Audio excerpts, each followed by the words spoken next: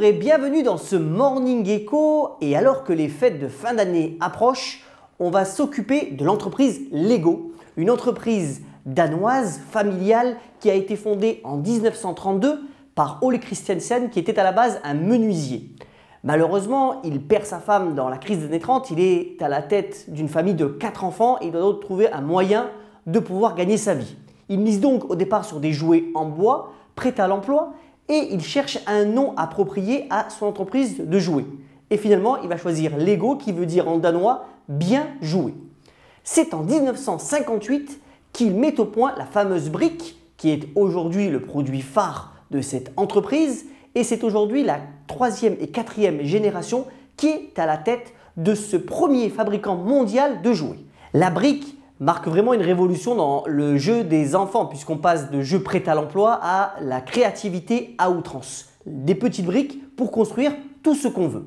Et c'est le début donc d'une expansion, mais malheureusement Lego va un peu se perdre dans la diversification et ce n'est qu'au début des années 2000 que l'entreprise est vraiment reprise en main par la 3e génération. Et là cela fonctionne puisque depuis 10 ans le chiffre d'affaires a été multiplié par 4 et juste une statistique, 55 milliards de briques ont été fabriquées en 2013, ce qui en fait pour le premier semestre 2014 le premier fabricant de jouets au monde. Cela a vraiment fonctionné parce que Lego s'est recentré complètement sur la brique et finalement a utilisé tous des outils marketing et de production pour favoriser l'accroissement de son chiffre d'affaires. Notamment un renouvellement complet de sa gamme tous les 6 mois et aussi une utilisation du digital efficace. Lego par exemple est présent à travers 21 sites internet dans le monde. Lego s'est aussi concentré sur sa cible d'âge, essentiellement entre 18 mois et 11 ans. Il a créé un Lego Club qui compte plus de 5 millions d'adhérents et il compte aussi sur la qualité de ses produits. Rendez-vous compte qu'aucun produit n'est retourné dans les usines depuis 4 ans.